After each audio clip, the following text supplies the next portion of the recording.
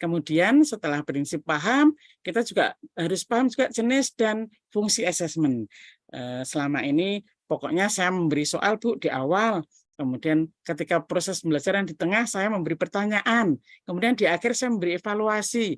Nah, perlu dipahami oleh Bapak Ibu guru hebat seluruh Nusantara bahwa asesmen jenis asesmen ini ada 3 Bapak Ibu. Asesmen as learning, for learning, of learning.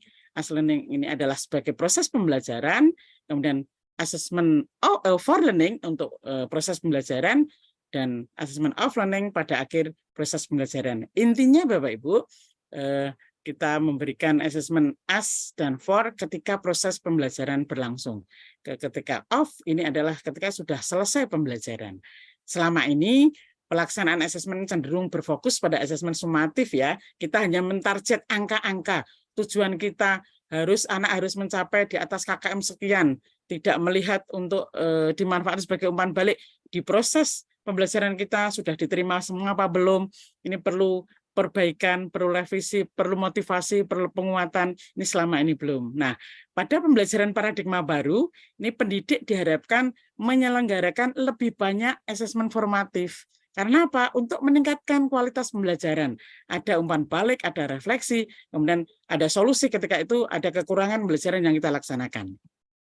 Nah, ini asesmen untuk refleksi itu as learning, kemudian untuk perbaikan for learning, kemudian yang untuk evaluasi pada akhir program adalah assessment of learning. Dari awal tadi sudah saya jelaskan. Dan kemudian ini asesmen yang berkesinambungan Bapak Ibu agar apa? Ini dilakukan agar secara terus-menerus untuk mencatat setiap kegiatan-kegiatan oleh guru. Hal tersebut dilakukan untuk memperoleh gambaran perkembangan hasil belajar murid. Ini sudah terlaksana, sudah sesuai tujuan, apa belum, sehingga ada tindak lanjut berikutnya. Asesmen awal ini dilaksanakan pada awal pembelajaran, bertujuan untuk mendiagnosis kondisi murid, baik kemampuan, kesulitan, maupun kebutuhan belajarnya. Kira-kira kemarin sudah disampaikan di pemateri sebelumnya ya, bahwa ketika kita membuat KTP diambil dari hasil diagnosis awal atau asesmen awal, hasil rata siswa keseluruhan yang akan dibuat menjadi KTP. Nah, kemudian di asesmen proses, ini pada saat proses pembelajaran bertujuan memberikan umpan balik, baik kepada guru maupun murid agar dapat melakukan perbaikan terhadap proses pembelajaran.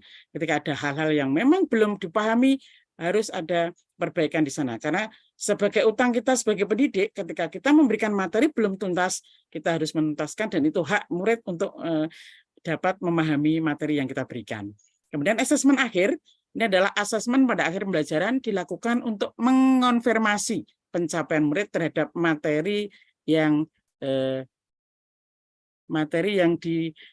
terhadap materi yang dipelajari. Nah, ini setiap akhir sub unit materi, setiap unit materi selesai, kita adakan sumatif.